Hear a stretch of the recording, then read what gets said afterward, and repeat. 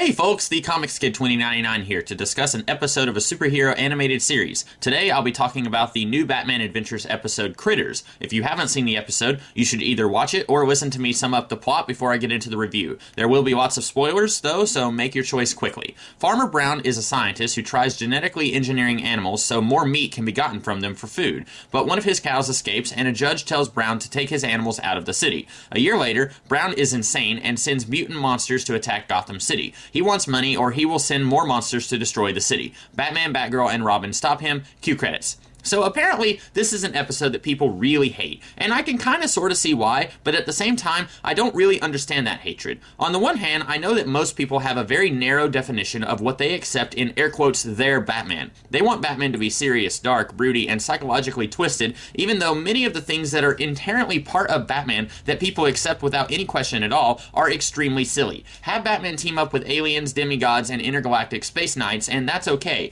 but have Batman fight mutant farm animals and mad science hillbillies, and we're gonna have a riot. It's why I've never really understood why people have such a problem with Batmite. Batman exists in the same world as Superman. People don't seem to have a problem with Superman fighting weird, unusual threats, but then throw one of those threats across the bay into Gotham City, and people lose their minds. I don't get it. Now, maybe you could say that you are okay with some silliness, but you don't want too much of it. Sure, I can buy that, except that this is one episode out of 80-something. If the entire series was this level of batcrap insanity, and always had weird, wacky villains who don't make a whole lot of sense like Farmer Brown, I could understand this level of vitriol that is spewed against this episode. But just once in a blue moon, I think it's okay for the creators to have a little bit of fun and do something wacky and off the wall like this. As the creators said in the DVD commentary track for this episode, this is a lot like an episode of Adam West's Batman series. I think that is both a defense of the episode and also an explanation that could be used by haters for their opinion of the episode. Many people think that Adam West is the bee's knees, and many people despise that series. And I would wager that over half of the people who hate it have never actually sat down and watched that series, but that is neither here nor there.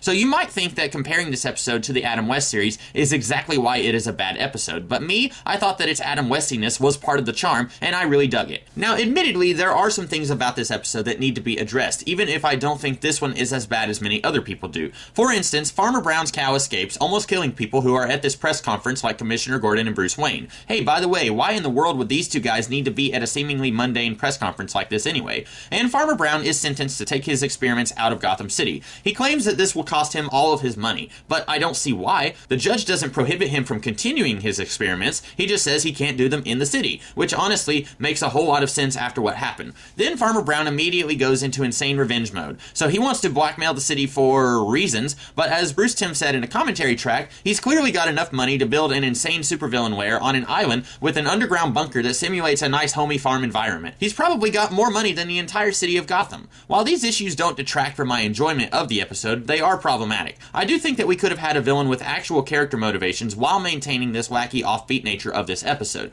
But like I said, this is still quite an enjoyable episode for me. And if you found that this wasn't your cup of tea, then I would recommend listening to the commentary found on the DVD, and maybe it'll change your tune. Or maybe not. Who knows? In any case, I hope that you guys liked this review. If you did, I encourage you to like, share, comment, and subscribe. And if you did like this review, then you're in luck because I do videos like this almost every Saturday. And I also do other videos throughout the week, so be sure to check those out too if you're interested. In the meantime, you guys have a great rest of the day. Catch you later.